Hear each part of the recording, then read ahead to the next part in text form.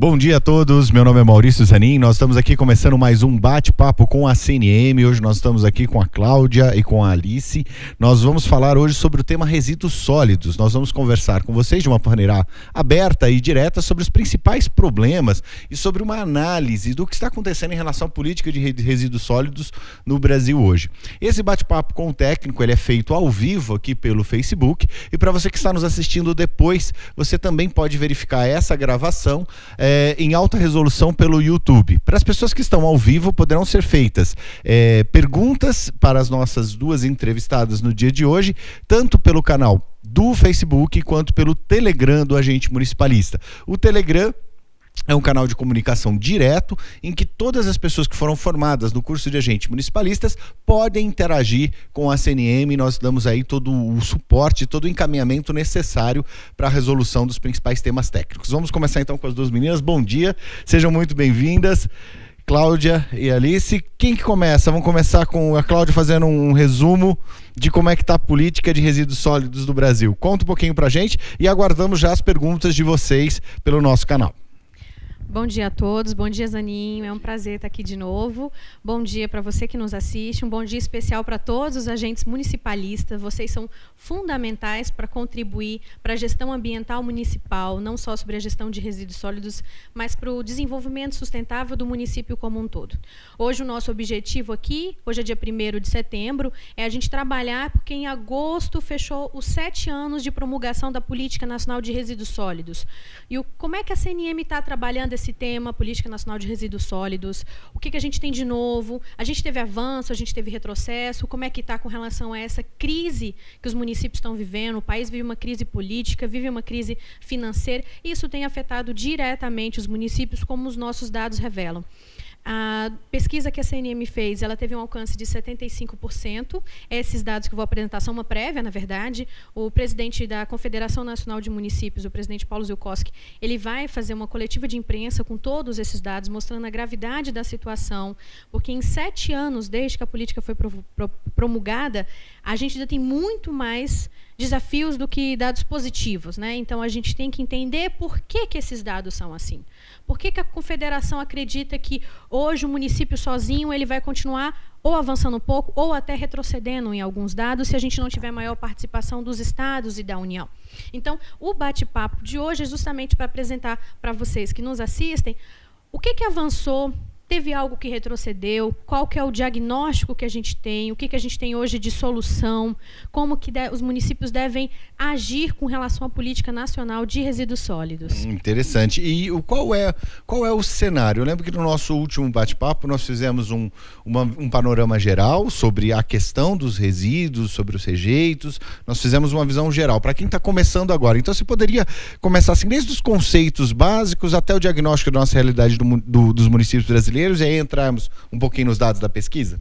Claro. Então, primeira coisa que a gente chama atenção, e os conceitos que a gente vai trabalhar aqui, tanto eu quanto a Aliciana, eles estão expostos na cartilha da Política Nacional de Resíduos Sólidos. Ela está no site da CNM para download, tem a cartilha também sobre coleta seletiva, tem uma cartilha sobre financiamento da gestão ambiental. Então, aqui na CNM, a gente produz muita coisa que está à disposição dos agentes municipalistas, e sem contar também a gente está à disposição de todos vocês. Para quem está nos assistindo ao vivo, daqui a pouquinho nós vamos postar no Telegram, e para quem está nos assistindo no YouTube ou no Facebook, daqui a mais um pouquinho também nós vamos pedir para a Sara nos apoiar aí e fazemos aí a complementação aqui embaixo com todas as cartilhas, todo o material de suporte.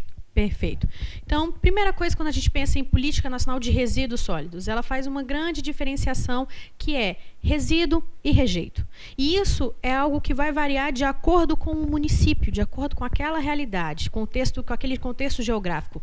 Então, a gente tem que nem tudo que é considerado reciclável do ponto de vista técnico, ele tem viabilidade econômica de ser reciclado em todo o país. Portanto, um exemplo que a gente sempre cita aqui na CNM é o vidro na região norte, o vidro aqui no centro-oeste, aqui na capital, em Brasília mesmo, ele é um rejeito, ele não é um resíduo. Isso quer dizer o quê? Resíduo é tudo aquilo que pode ser reciclado ou reutilizado. E já rejeito, o rejeito ele não tem mais possibilidade nenhuma de ser reciclado ou reutilizado. Então, ele tem que ter a disposição final ambientalmente adequada, porque não tem mais nenhum uso para aquele material. Então, não é uma coisa que dependa apenas da característica do material. O vidro é reciclável por si só, mas você tem que ter uma cadeia de produção que viabilize esse processo de transformação e torne viável economicamente a utilização. Senão ele vai ser rejeitado, o rejeito é simplesmente armazenado, né? Exatamente. Liciana, o que você complementa? Posso passar um pouquinho para ela? Vamos ver um pouquinho aqui os complementos da Liciana, que também é Alice, né? Não posso errar os nomes aqui. Liciana e Alice, são dois. São dois. Então tá, Liciana e Alice. Vamos lá. Então, Zanin, esse conceito, como a Cláudia mesmo falou, embora os materiais, vários tipos de materiais, vidro, plástico, papel, sejam reciclados tecnicamente falando, esse conceito de reciclagem e se ele é rejeito ou se ele é resíduo, ele depende muito do local e do tempo. Né? É um conceito locacional e temporal. Então, aqui, por exemplo, aqui no DF, não se recicla vidro hoje. Né? Pode-se reciclar vidro daqui a um ano. É uma da perspectiva que os municípios têm que ter, até mesmo para a formação de consórcios, para adotar soluções regionalizadas.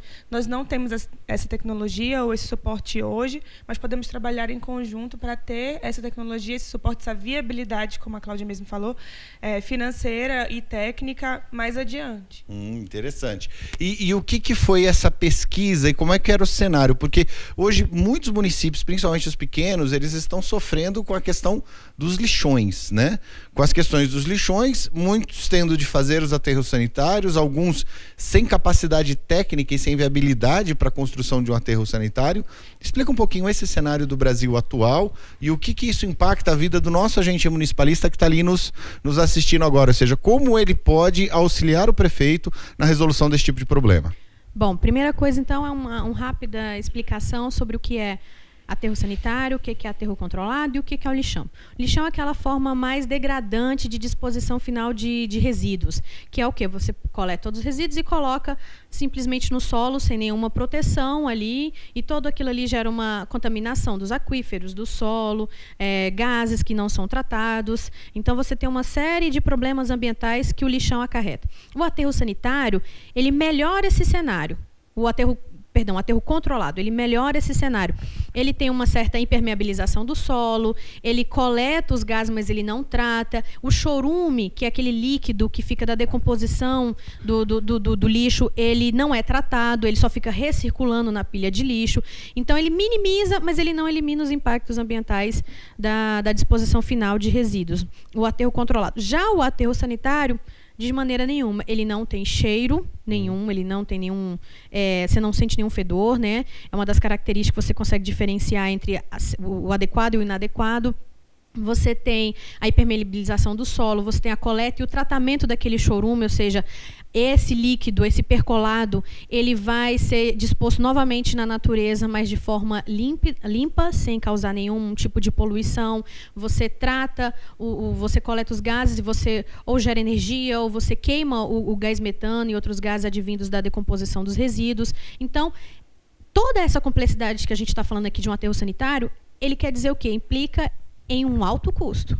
Porque para proteger o meio ambiente a gente tem que pensar em todas as formas possíveis de minimizar os danos. Então isso tem um custo. E de acordo com auditorias do Tribunal de Contas da União, verificou-se que o aterro sanitário ele só tem a viabilidade econômica para municípios acima de 100 mil habitantes. Então, fora disso, sai muito caro, os municípios não dão conta e acabam transformando, de repente, aquele aterro sanitário em um aterro controlado, lixão. Hoje a lei só permite aterro sanitário para disposição final de rejeitos. Então, em um mundo utópico, onde essa lei foi criada, o que a gente teria que os municípios teriam que fazer? Tudo aquilo que tiver viabilidade de ser reciclado, não poderia estar disposto em aterro. Nenhuma latinha, por exemplo, de alumínio, nenhuma garrafa PET, papelão, papel, tudo aquilo que deveria ir para a reciclagem tinha que ir. E no aterro sanitário seria só aquilo que não tem jeito de ir para reciclagem ou ser reutilizado. Orgânico não poderia estar indo para o aterro sanitário, né? Só que a gente não conhece assim, nenhum país realmente no mundo, com as características de desigualdade, de crise que a gente tem no Brasil, que consegue cumprir uma lei dessa forma. Então, você tem países na Europa que estão, por exemplo, Portugal tem uma meta até 2020 de atingir 20% de reciclagem.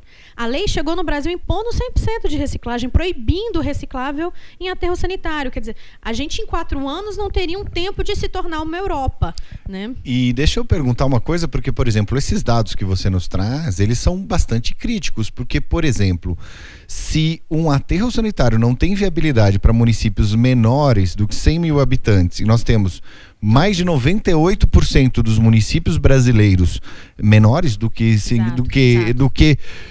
mil habitantes, com certeza, mas eles são assim, você vai ter 90% vão ter até 20 mil habitantes, ou no máximo até 50 mil habitantes. Então, ou seja, nós temos um descolamento total da política em relação ao que pode ser feito, e você tem uma obrigação de reciclar onde você não tem viabilidade econômica. Por exemplo, o Distrito Federal, como a Alice colocou, é um local que não tem nessa questão temporal a reciclagem de vidro. Poderia ter, mas um município de 2, 3 mil habitantes não vai ter isso tão próximo. E como é que a gente trabalha esse tipo de problema? Exatamente. O que acontece, então? E é importante que os agentes municipalistas entendam por que o município dele não está cumprindo a lei. Então, a primeira coisa que você tem, a lei obrigou um método que é extremamente caro, que só é viável para municípios acima de 100 mil habitantes. Então, a gente trabalha isso dentro da CNM, as cartilhas colocam os dados do Tribunal de Contas da União, porque isso é importante que eles saibam que um órgão federal extremamente respeitado faz análise da Política Nacional de Resíduos Sólidos e conclui que hoje um método que é aceito, ele é extremamente caro, ele é inviável para municípios pequenos, e principalmente, que é algo que também o presidente da CNM coloca, não houve indicação de fonte orçamentária para você executar essa política quando ela foi aprovada. Isso faz com que os municípios fiquem dependentes do orçamento geral da União. E o que o Tribunal de Contas levantou? Que de 2007 a 2014 teve uma execução orçamentária de somente 5% para resíduos sólidos para aterro sanitário. É muito baixo. Então, o contexto é grave, a gente tem isso, as auditorias do Tribunal de Contas da União colocam isso, a baixa participação do governo federal, dos estados, com apoio técnico, com financeiro, com todas essas formas. Então, o que a CNM e o governo e o Tribunal de Contas da União nas auditorias colocam? A importância dos consórcios para você poder dar viabilidade para o aterro sanitário. Não resolve 100%, a gente tem que avançar ainda na legislação dos consórcios, como já foi falado aqui pela consultora Joane. Então, a gente tem que avançar, mas o consórcio hoje é um dos caminhos que a gente tem para poder dar viabilidade para a construção de um aterro sanitário. Lembrando que o aterro sanitário, ele é a disposição final para rejeitos. Tem municípios que estão buscando outras formas de tratar o resíduo e ter um aterro sanitário bem pequeno, de pequeno porte, que sairia mais barato. Então, teria geração de energia por meio de resíduos, de forma que isso, claro, preservasse os recicláveis, porque como a lei coloca, é importante que todos os gestores saibam disso. Pelo conceito de resíduo, é bem dotado de valor social e econômico. Então, se existe catador, por exemplo, no município, e são em quase todos os municípios brasileiros, aquele catador, ele precisa daquele reciclável. Então, não pode ter uma planta de geração de energia, por exemplo, que vá depender de recicláveis. Você não pode causar exclusão social com aquele método de disposição final. Então, os municípios hoje, eles estão... Qual a situação? Nesses dados da pesquisa prévia. Deixa eu só fazer aqui uma... E aí a gente vai passando a bola aqui, porque a gente está começando a ter as participações do pessoal que nos acompanha ao vivo. E é que nós temos um pequeno delay, dá quase uns 3 a 5 minutos do que nós estamos falando aqui para o que eles nos assistem. Dá tempo da gente planejar. Dá tempo da gente... Não, mas na hora que começam as perguntas, eles ligam uma metralhadora, é ótimo. Então deixa eu fazer uma primeira leitura das perguntas e aí vocês já vão enquadrando nas respostas. Então aqui tem uma pergunta da Sara. Quais as principais orientações para o gestor começar a planejar uma coleta seletiva? Eu acho que isso é um tema que já levanta uma bola interessante para vocês abordarem. Pelo Facebook, nós recebemos aqui a pergunta da Gerarda Alves Franco. Ela fala assim, olha, lixo exposto é o que mais existe. Nós temos aqui uma outra do Facebook também, Rosângela Silva Ribeiro, parabéns a essa dupla, coerência na implementação de políticas públicas. Então aqui o parabéns do pessoal que está online. O Raniele Salazar, ele pergunta assim, olá, bom dia, gostaria de orientação para explicar melhor ao meu gestor. Ele é de Pacajá, no Pará, agente municipalista treinado esse ano. Aí a pergunta, tem uma outra aqui, na questão dos resíduos sólidos, o que tramita no Congresso Nacional e como os agentes municipalistas podem atuar em relação aos nossos benefícios? Essas são as primeiras perguntas aí pra gente ir enquadrando e aí continua. Então a gente passa aqui pra Alice. Vamos lá? Fala só pra câmera ali, que aí a gente vai olhando direto. Aqui eu fico olhando pra vocês, mas vai falando direto com os agentes lá. Então, com relação à pergunta sobre a coleta seletiva, é importante que primeiro você conheça o que de fato é rejeito e o que de fato é resíduo no seu município. Um ator-chave são os catadores, né? Se tiver catador no seu município, você deve procurar esses catadores e ter uma conversa com eles para saber o que de fato é reciclável, né, no seu município ou no município do lado, o que tem cadeia. Porque para você começar a coleta seletiva, você deve saber o que circula no seu município. Né? Do contrário, você coletaria uma coisa que não teria para onde você dispor, não teria um ciclo econômico, né? Porque os resíduos, eles fazem parte são uma atividade econômica, a reciclagem é uma atividade econômica. Então, precisa que você tenha essa cadeia. E onde você vai achar essa informação? Com os catadores. E depois que eu conversei com esses catadores, identifiquei isso, aí eu posso começar uma ação estruturada de coleta seletiva, de conscientização da população. Como é que a gente deve fazer isso? Exatamente. A nossa recomendação é que você comece pequeno, com um projeto piloto. Muitas vezes os prefeitos ficam um pouco assim,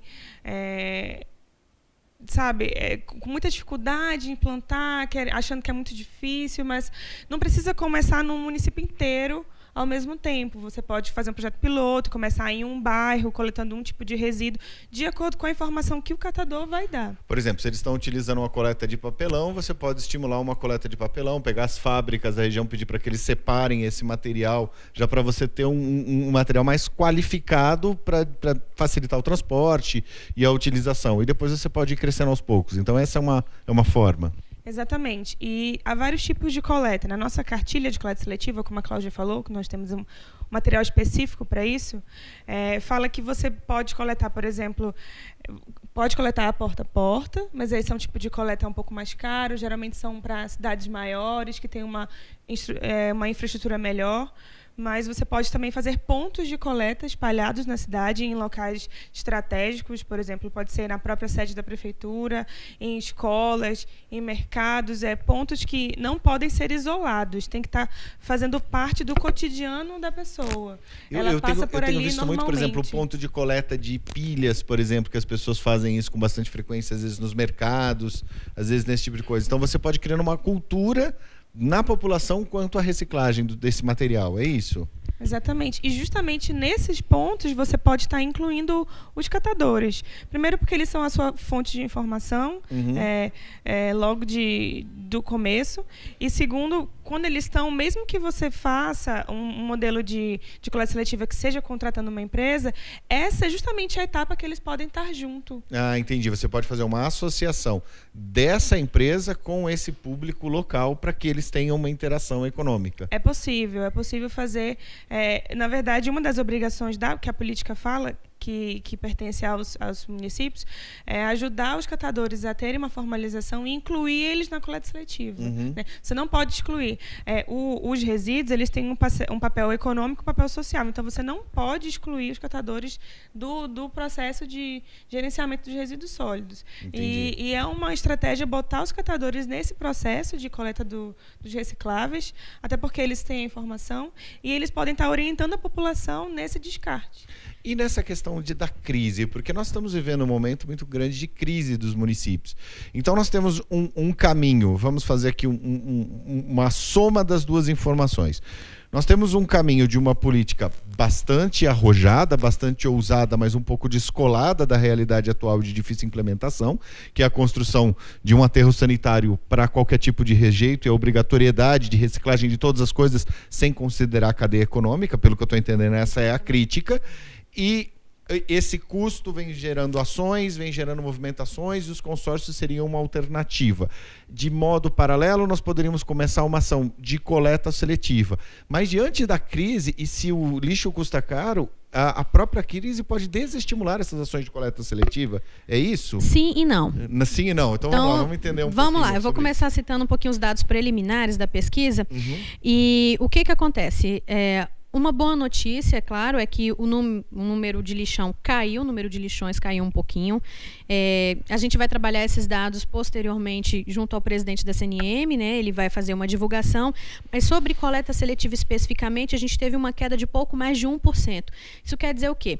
Quando o sistema de coleta seletiva, falta recurso para o município, ele vai ter que cortar alguns serviços, né?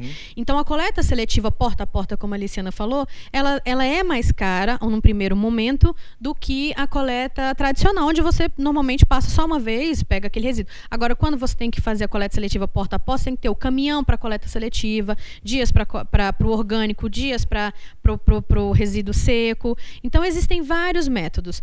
Agora, se a gente está em crise, às vezes o município tem lei para cumprir, o que ele pode fazer? Então, a recomendação de projeto piloto é exatamente isso. Você identifica um bairro, o centro da sede, você trabalha com as escolas, existem várias formas realmente de você fazer.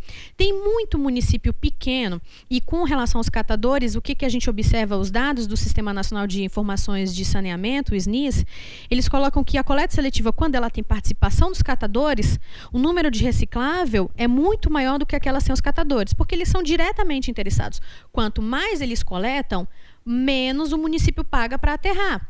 E maior o nível de reciclagem. Eles têm interesse porque eles vendem aquele material reciclável.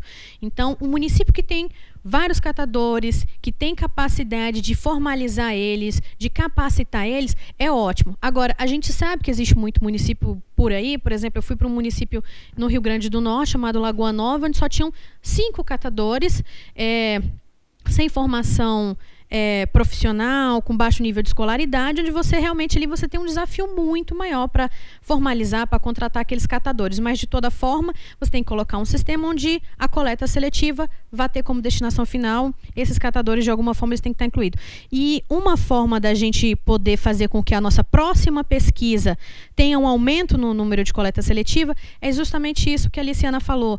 Identifica qual é a sua produção de recicláveis, o que tem mercado ali, potencializa o que já existe. E isso é importante. Ninguém precisa inventar a roda hoje. Tem muito município, por exemplo, que ele trabalha em cima somente do que tem viabilidade econômica. Tá? Então, ele tem o quê? Papelão, vidro, no Sudeste e no Sul tem municípios que trabalham isso, o alumínio, também, a PET, né? Exatamente, a PET. E eles fazem o quê? Campanhas periódicas. Olha, eu troco, o município tem alimentos orgânicos, ele tem feira de livro, ele tem mudas de flores. Então, você leva o seu reciclável separado da população e o município troca por algo de interesse da população. Então, tem várias formas super criativas e a taxa, ou seja, é um método mais barato, que você não foi buscar porta a porta, é um método muito mais eficiente, porque a taxa de rejeito é muito baixa. Isso quer dizer o quê? Que quando você vai fazer a coleta seletiva porta a porta, vão mandar tudo que é seco, nem tudo que é reciclável, né? Então, quando você faz um sistema alternativo de coleta seletiva, onde a população leva somente aquilo que tem viabilidade, sai mais barato. Um exemplo que a gente tem de um município no Paraná, né? É muito interessante. Eles fizeram com as igrejas. Então, o que eles fizeram com as igrejas? Tanto católica quanto evangélica. Eles combinaram com uma cooperativa de catadores de vidro. Isso foi no Paraná, se eu não me engano. Eu não lembro o nome do município. E a prefeitura coube somente fazer a mobilização com escolas na rádio comunitária, em passeatas, convocando a população para, antes de ir para a igreja, vocês levar o seu vidro separado. E antes do culto ou da missa, tinha a cooperativa de catadores, estava esperando lá numa mesinha, em frente às igrejas e tudo, para receber esse vidro. Então você incorpora o processo de reciclagem na vida da população como uma coisa orgânica. Exatamente, na dinâmica da população. De funcionamento. Deixa eu dar um comentário aqui que estão fazendo na internet que soma muito a isso que vocês estão colocando. Aqui eu recebi aqui um aviso do Nicolas Fabri, ele coloca assim, ó, priorizar as políticas pré-aterro, educação ambiental, coleta seletiva, unidade de compostagem. Ele coloca aqui resíduos orgânicos representa 55% da gravimetria. O investimento em aterro é de R$ 160 por habitante e para implantar a coleta seletiva custa R$ 2 por habitante. Além de reduzir as externalidades negativas do meio ambiente, E na saúde pública promove emprego, renda, na estruturação da cadeia produtiva e compostagem. Na próxima eu vou chamar o Nicolas. O Nicolas é ótimo. Aqui. Você conhece? Conheço, ele é da Prece. Você conhece o Nicolas? Nicolas, você já está convidado aqui para o próximo bate-papo sobre resíduos sólidos. Excelente a sua participação aqui. Então, que bom. Tá, o Nicolas, ele colocou pontos fundamentais e quando eu converso com ele é exatamente sobre isso.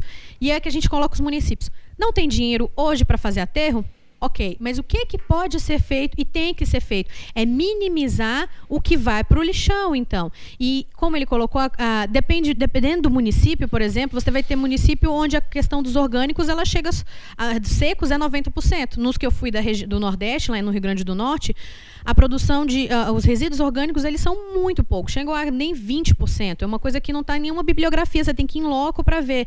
Mas por quê? Porque a população, além de desperdiçar menos, tem uma população com baixo nível de renda, tem animais em casa, então é uma galinha caipira que vai criar ali, então aquele resíduo orgânico para aquele município de baixa renda, vão poucos resíduos orgânicos para o lixão. Então ele tem que potencializar mais a reciclagem. Agora, fechando esse tema da coleta seletiva, como é que a gente pode potencializar ela? É realmente trabalhando em parceria com a comunidade, é você envolver, como foi dado o município, as igrejas, por exemplo, é você, como tem muitos municípios fazem de forma brilhante, envolver as escolas, envolver o comércio, porque uma coisa que a gente não abordou aqui ainda e que é o tema, de repente, de um próximo hangout, é a logística reversa. Porque o que a gente está falando quando a gente fala de coleta seletiva? Grande parte são embalagens. Grande parte são embalagens que não são competência do poder público. E o que é, para quem está nos assistindo agora, o que é essa logística reversa? A quem compete? Qual a responsabilidade das empresas em relação às embalagens? Explica um pouquinho para a gente. O artigo 33 da Política Nacional de Resíduos Sólidos, o artigo vai dizer o seguinte, que vão ter alguns itens, né, alguns materiais que a competência não é do poder público, é daquele setor empresarial que importou, ou produziu aqui, ou distribuiu, ou comercializou. Enfim, de toda a cadeia produtiva relacionada àquele resíduo. Então, uma água mineral numa garrafa PET, né, a responsabilidade dela é do setor produtivo, não é do município. E essa responsabilidade é após o uso pelo consumidor, independente do sistema público de resíduo. Então, novamente, a lei veio com algo inovador, algo que já ocorre em outros países, só que no final ela deixou a desejar, porque ela disse que a logística reversa ela poderia ser regulamentada de 3 formas: por decreto, acordo setorial ou regulamento, né? E aí, termo de compromisso, acordo setorial ou regulamento seria um decreto. Aqui no Brasil está sendo acordo setorial. O problema é que quem está mandando no acordo setorial é o setor produtivo. Então, você está deixando dizer quem é responsável por aqui, dizer como que quer fazer. E aqui como eles querem fazer, gastando o mínimo possível. Ou não fazendo, ou fazendo... Ou deixando, na verdade, os municípios fazerem e os catadores fazerem. Então, hoje, o ônus está para os catadores e para as prefeituras. É dinheiro público. Enquanto a regulamentação buscava exatamente o oposto. Ou seja, se eu estou produzindo pneu, o pneu utilizado, é responsabilidade da produtora de pneus pegar esse pneu de volta e dar a correta destinação ambientalmente correta dentro do método técnico. E não, então os acordos setoriais estão sendo, ou seja, a gente está colocando o lobro para cuidar do galinheiro, é isso? Assim a gente está deixando... Exatamente, quando a gente deixa eles decidirem, é isso que acontece. Inclusive, na lei coloca que o acordo setorial deveria prever quando o município ia ser ressarcido, porque se ele faz algo, a lei coloca isso, se ele fizer algo da logística reversa de pilhas, baterias, lâmpadas, pneus, eletroeletrônicos, embalagens em geral. Então, tudo isso que o município faz, essa coleta, e ele dá uma destinação final depois, tudo que ele gastou, ele deveria ser ressarcido, sim. Mas isso não acontece de jeito nenhum. Não. Nossa, que coisa. E, Alice, fala um pouquinho mais pra gente sobre essas orientações que a CNM está passando em relação à cartilha, em relação a como atuar nesses casos. Então, o que a gente fala geralmente? Primeiro, para você conhecer a realidade do seu município. Tá funcionando, ele não tem feedback pra gente. Ele não tem feedback pra gente, mas é que tá saindo para quem tá nos assistindo direto. Já vai direto pra mesa de som.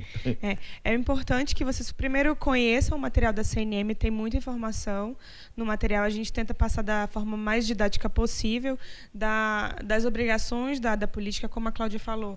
A cartilha da política, ela fala muito bem quais são as obrigações da União, dos estados e do município, para os municípios não fazerem além da conta, até porque tem alguns tribunais de conta que não deixam o município passar da conta, justamente como a Cláudia falou. Que bom, municípios que tentam fazer essa gestão dos resíduos de logística reversa, que não é competência deles, alguns tribunais de contas estão bem em cima cobrando. Ministérios públicos estaduais também. Isso é positivo, porque tá meio que na moda, todo mundo tentar empurrar tudo para o município, empurra a competência, se colar, colou e não passa o recurso. E os tribunais, então, estão atuando de maneira positiva nessa fiscalização? Sim. Que bom. O problema é que ele atua, na verdade, ele proíbe. Então, a gente tem, por exemplo, caso de São Paulo, Ministério Público Estadual de São Paulo. Eu acho louvável o que eles fazem.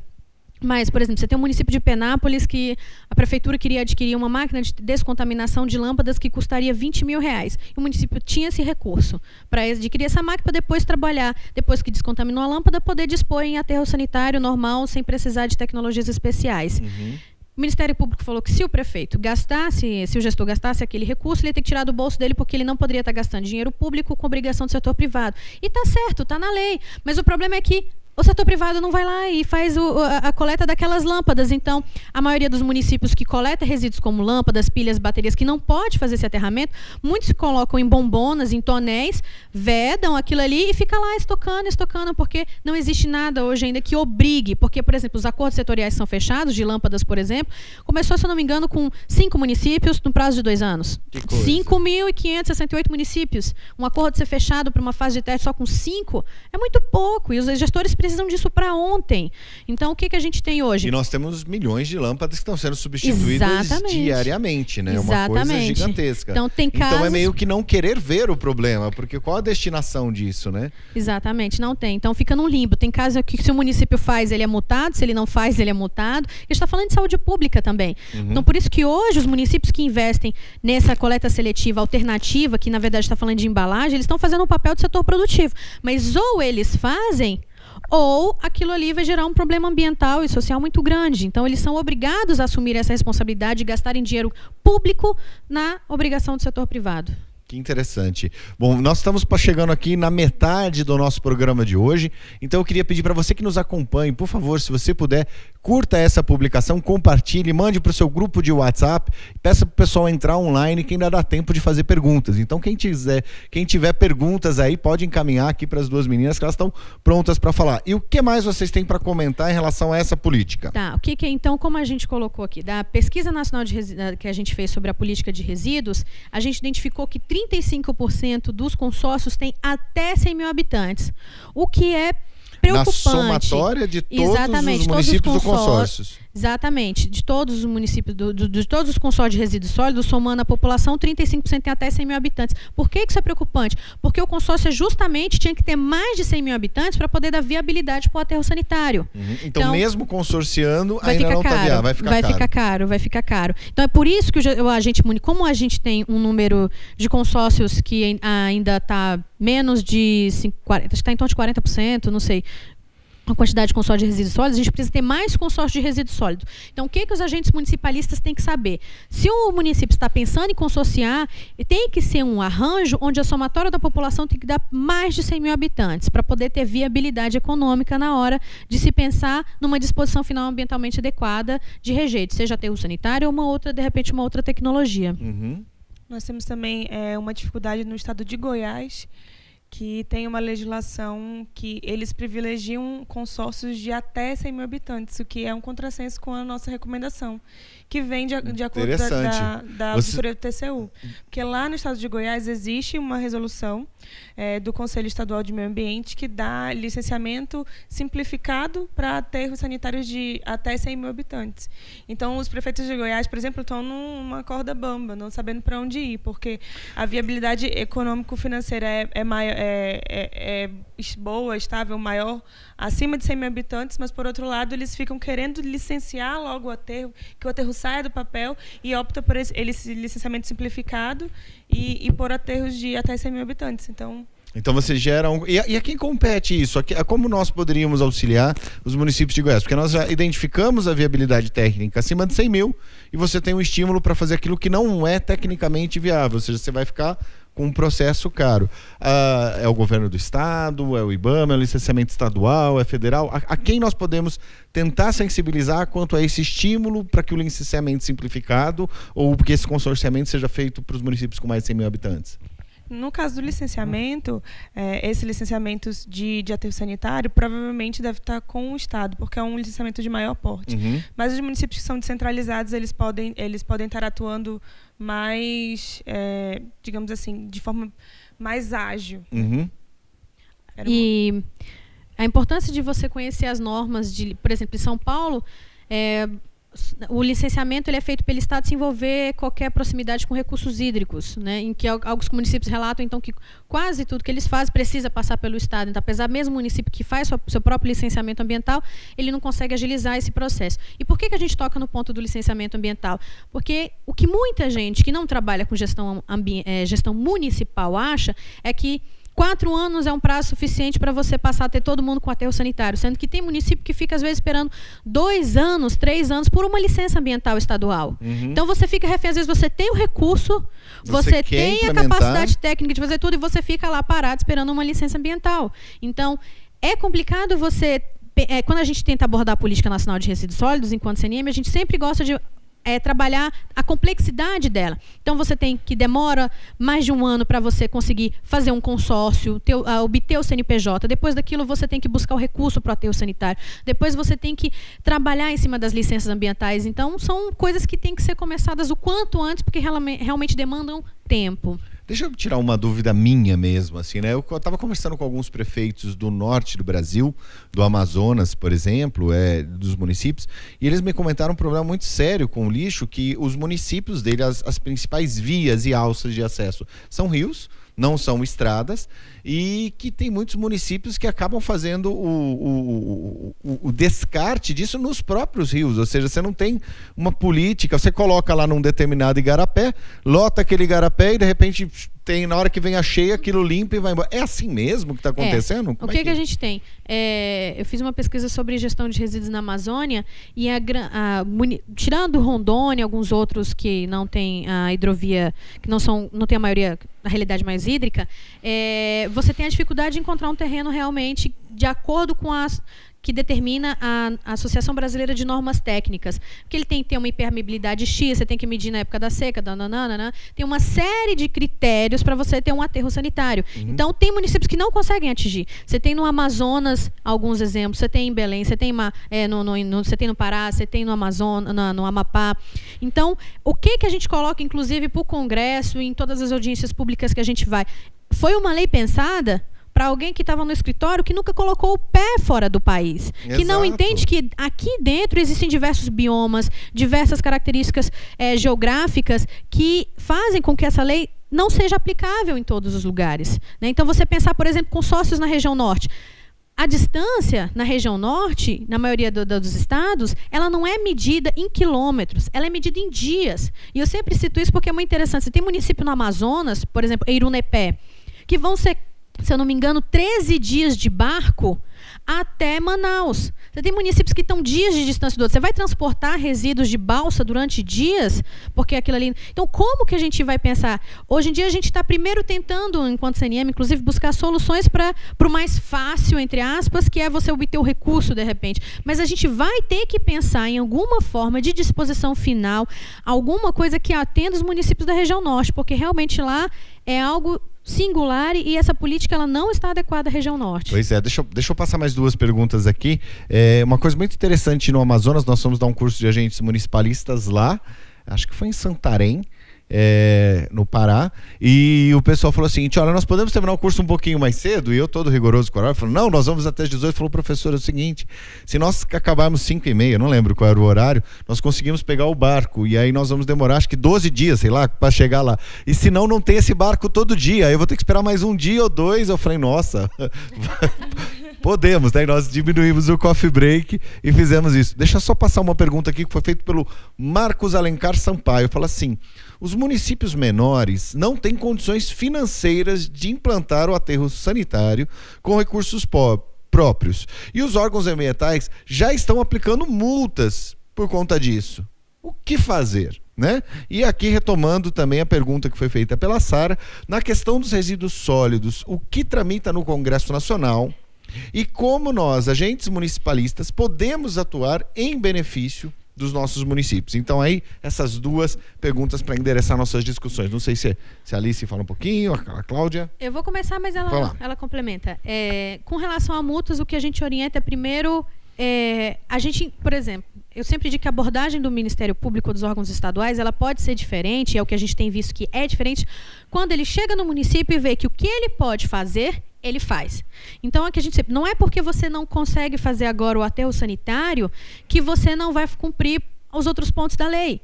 Por exemplo, compostagem, existem projetos de compostagem em municípios Brasil afora que são exemplares. A CNM tem uma nota técnica sobre compostagem.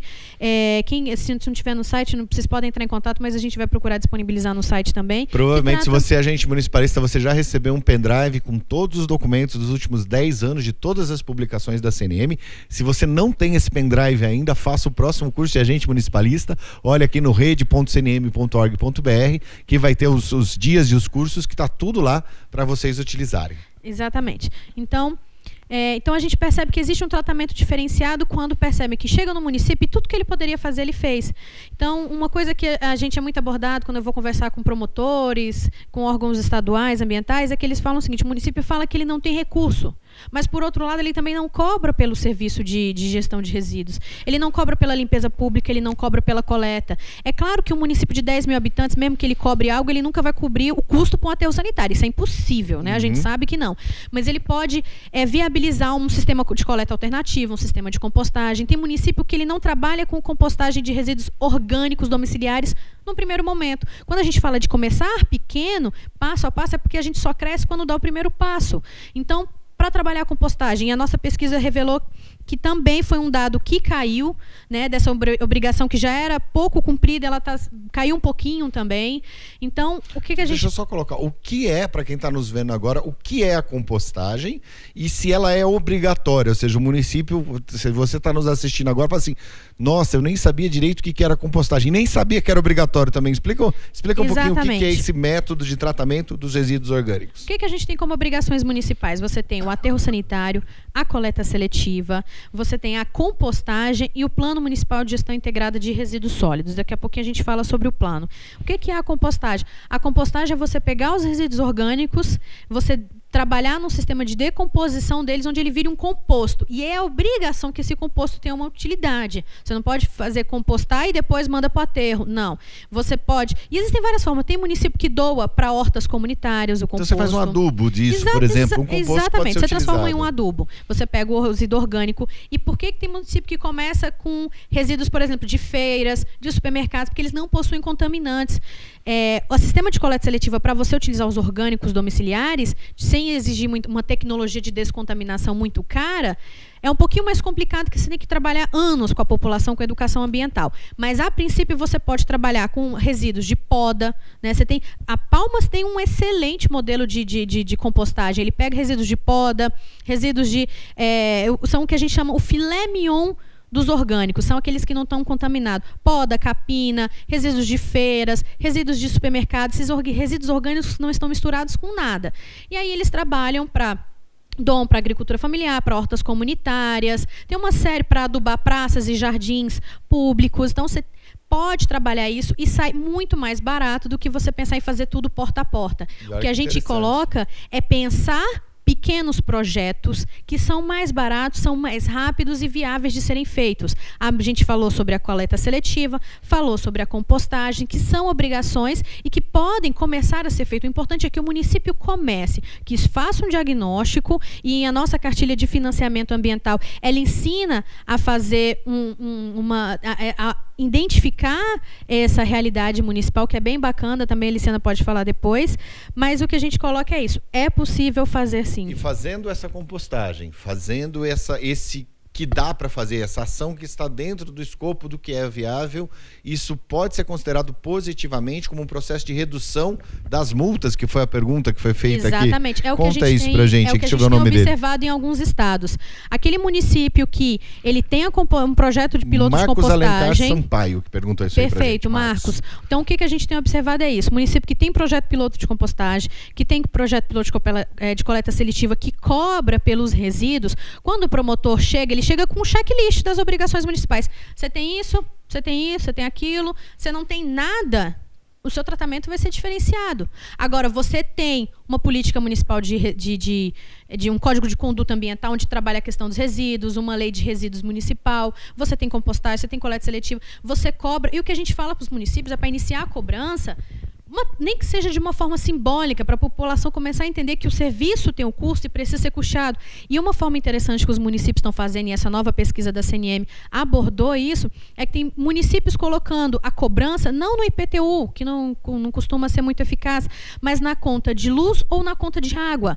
Porque são contas que a população nunca deixa de pagar. É água e luz. Então, é um recurso que chega para você, chega para o município. Você pode fazer um acordo com a companhia de saneamento ou com a companhia elétrica. Quando o município, que a cobrança exatamente, seja quando a prestação taxa de lixo, por exemplo. Quando a prestação de serviço é feita com o Estado ou com uma privada, eles fazem esse acordo. A mesma coisa com luz, né? Então, é uma forma muito mais rápida e eficiente para você obter recurso mensal. Nem que seja você... E você pode trabalhar as tarifas sociais, você pode e deve. Da mesma forma que existe para água e esgoto, tarifa social, você aplica para resíduos sólidos. Então, você vai cobrar de quem pode pagar. Nem que seja... Não sei como é que vai ser feito esse cálculo, mas 5, 10, 15, 20... Não sei como é que vocês vão trabalhar isso. Mas tem que iniciar e conscientizar a população de que aquele serviço tem um custo. Porque o prefeito, ele é cobrado. Porque ele não pode dizer que não tem recurso e, ao mesmo tempo, abrir mão de uma fonte de recurso. Interessante. Nesse cenário de pequenos projetos piloto, que são importantes, e como a Cláudia falou, são necessários para que o Tribunal de Contas, o Ministério Público enxergue o gestor de uma maneira diferente, de que ele está fazendo o que ele pode.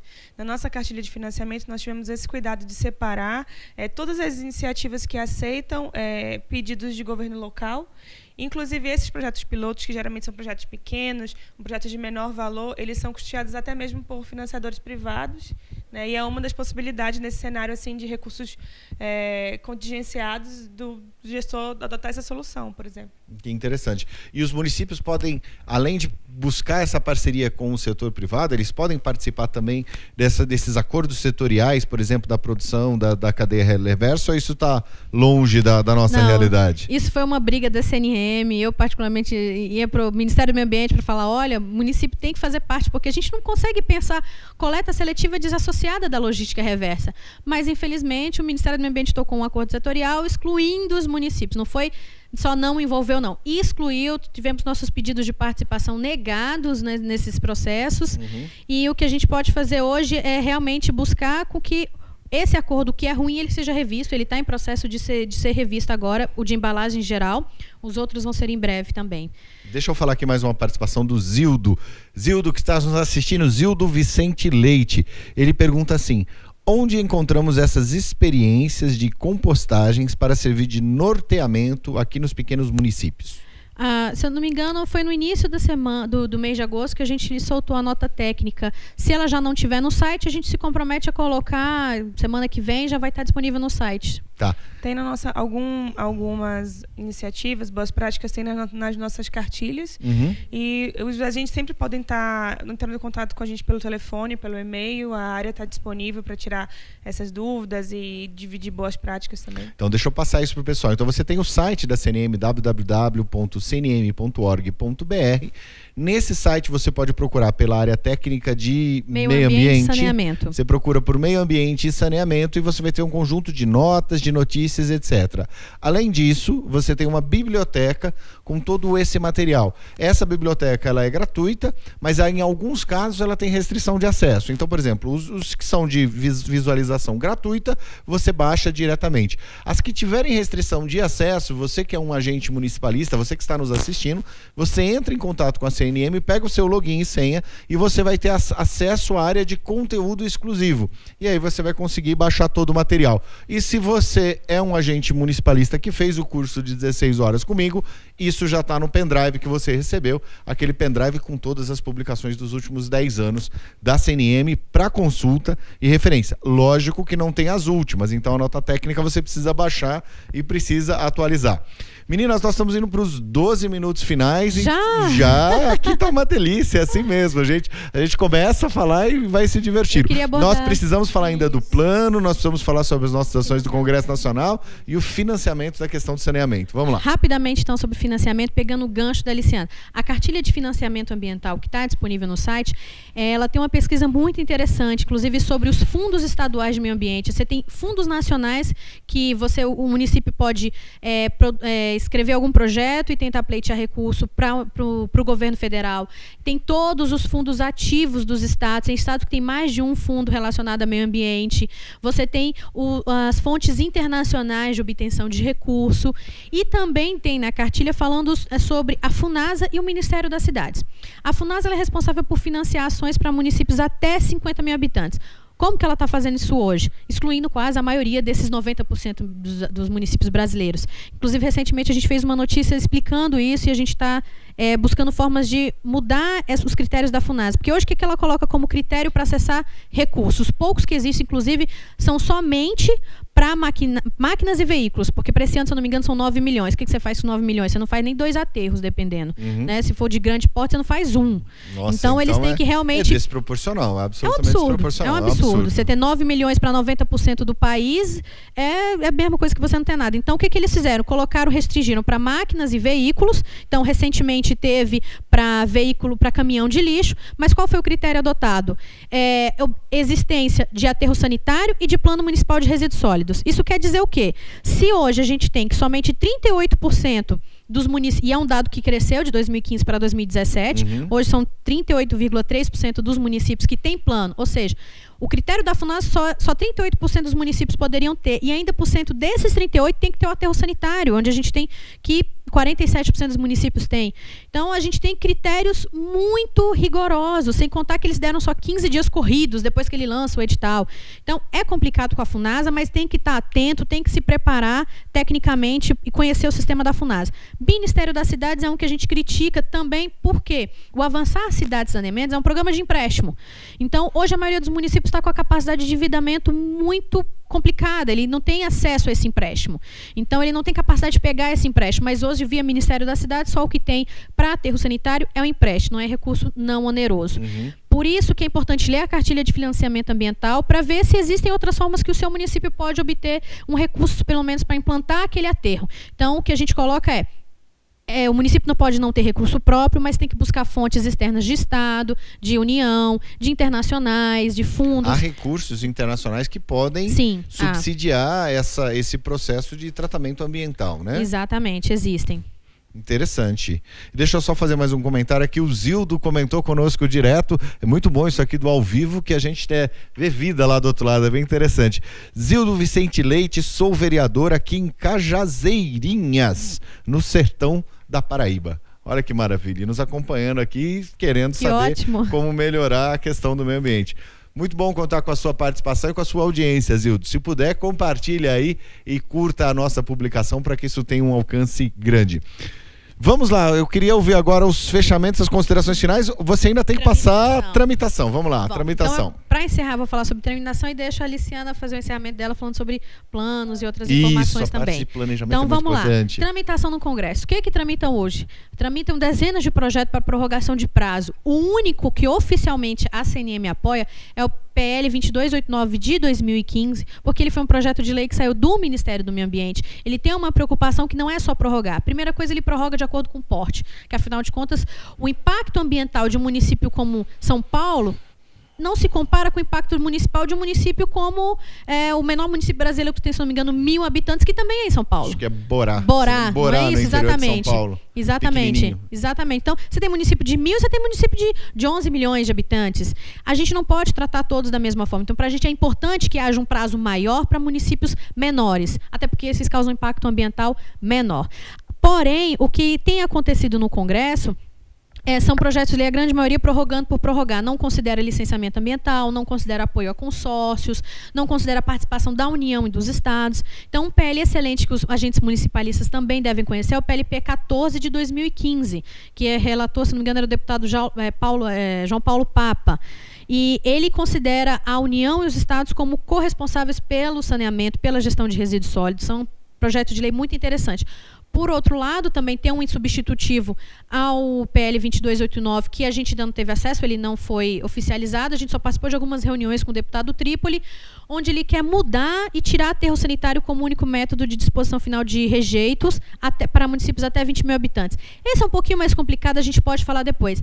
Mas, por hora, o que a gente coloca, o que a gente defende, que os agentes municipalistas precisam conhecer e trabalhar, fazer com que os prefeitos eles pressionem os deputados, é porque ele está com requerimento de urgência. Ele tem que ter criado uma comissão na Câmara para votar ele já passou no Senado, ou seja, ele só precisa ir para votação lá, o PL 2289 de 2015. Ele atende aos interesses municipalistas, ele prorroga prazo para plano, prorroga prazo para resíduos, ele prevê apoio da União e dos estados. Então, não é prorrogar por prorrogar, porque se a gente também não tiver os estados cumprindo suas obrigações de forma mais rápida para licenciamento, a gente também não faz esse processo andar. Então, são uma série de fatores e por isso que a gente defende o PL 2289 de 2015. E olha, e para você que está nos assistindo e quer saber onde eu encontro esse PL, onde eu acompanho essa tramitação, lembrando que todos os agentes municipalistas podem acessar direto no site da rede, rede.cnm.org.br. Você vai clicar na parte de login, você vai colocar o seu e-mail, que já foi cadastrado, a sua senha, e você vai ter o fichário municipalista. Nesse fichário, você tem todas as pautas municipalistas que estão vigentes e embaixo vocês têm o link de tramitação. Isso está sofrendo uma atualização constante, periódica. Antes de cada curso de agente municipalista, nós passamos essa atualização e tenho certeza que ali vocês vão conseguir encontrar de uma forma bastante simples e resumida o que está acontecendo e os links para tramitação na Câmara e no Senado de todos esses projetos de lei. E a parte dos planos. Liciana, conta pra gente sobre a parte do planejamento, que é uma parte muito importante para quem está nos assistindo. Exatamente. A gente gostaria de chamar a atenção para o prazo do plano, né? O prazo do plano de resíduos sólidos já está encerrado, como os demais prazos de resíduos sólidos, mas ainda mais do que isso, existe um plano, que é o Plano Municipal de Saneamento Básico. O prazo para esse plano é 31 de dezembro desse ano de 2017, já foi prorrogado, então provavelmente não vai ser prorrogado de novo. Então, até esse ano, atenção, você, município, tem que começar a fazer o plano de saneamento básico até 31 de dezembro. Maravilha. E nesse plano, se for para escolher, se você ainda não tiver o seu plano de gestão integrada de resíduos sólidos e precisar fazer, óbvio, porque é uma obrigação dos municípios, faça o de saneamento básico, porque os resíduos sólidos eles são uma das competências, um dos serviços do saneamento básico, juntamente com água, esgoto, drenagem e limpeza pública. Então, uma das obrigações urgentes fazer esse plano, que ele já está englobando de resíduos sólidos. Então, ao fazer o saneamento, eu contemplo também o de resíduos sólidos e consigo ter uma visão global no município. E eu não sei nem por onde começar, não sabia desse prazo, acabei de ficar. Então, primeira coisa, buscar todo o material da CNM e avisar o prefeito. E como é que a pessoa pode ter essa orientação específica para esse processo de planejamento? A gente tem uma cartilha com chamada Planos Municipais de Saneamento Básico, orientações de como elaborar. Então, é uma cartilha que inclusive a própria Funasa, se não me engano, foi até no Mato Grosso, pediu exemplares que ela estava utilizando a nossa cartilha da CNM como bibliografia da capacitação para elaboração de planos.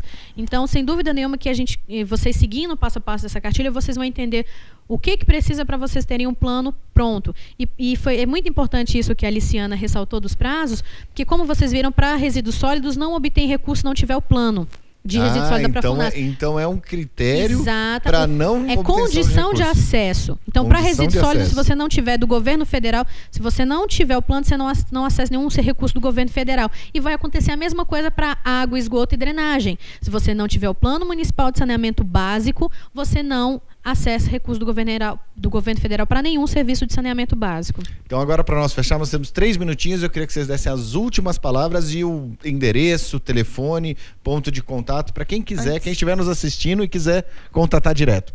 Antes da Cláudia fechar, eu gostaria de falar que também tem a cartilha de controle social de saneamento básico, nossa biblioteca, elaborada até pela Cláudia. As pessoas podem estar acessando esse material, lendo esse material no decorrer da elaboração do plano. Eu acho que é muito interessante e importante. E quais são os telefones de contato? Como acessá-los? Perfeito.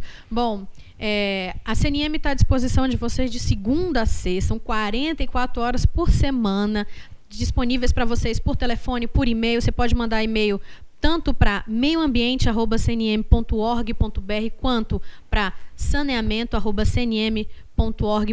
Eu vou até deixar a Liciana disponibilizar o telefone, porque como eu não estou aqui todo dia na CNM, vocês podem entrar em contato com a gente pedindo, não encontrou material, pede para a gente então via e-mail, mas está tudo no site, não se preocupem. E o que a gente quer deixar um recado, e que foi o que a gente adotou esse discurso na marcha, e a gente tem adotado cada vez mais, é que a gente sabe que a gente está em crise, mas a gente sabe que é possível fazer mais com menos. E a gente sabe não porque a gente acredita e tem um conhecimento teórico, mas porque a gente visita municípios, a gente entra em contato com municípios e tem município fazendo isso, começando pequeno, um passo de cada vez e atingindo bons resultados. Então, o importante é que comecem. Começa estudando a realidade, elaborando um diagnóstico, começa buscando parcerias com o setor empresarial, com aquele comércio maior que tem na sua cidade, ele pode ser um ponto. Começa falando com as escolas, se as escolas podem ser um ponto de entrega de recicláveis, vê se tem catadores. Então tem uma série de ações que podem ser feitas e que não exigem um custo grande, ou às vezes, dependendo da parceria, não exigem custos para o município. E a gente fica à disposição para o que vocês precisarem. Muito obrigada. 30 segundos finais, Liciana. E aí, o que você diz, o telefone e as suas palavras finais?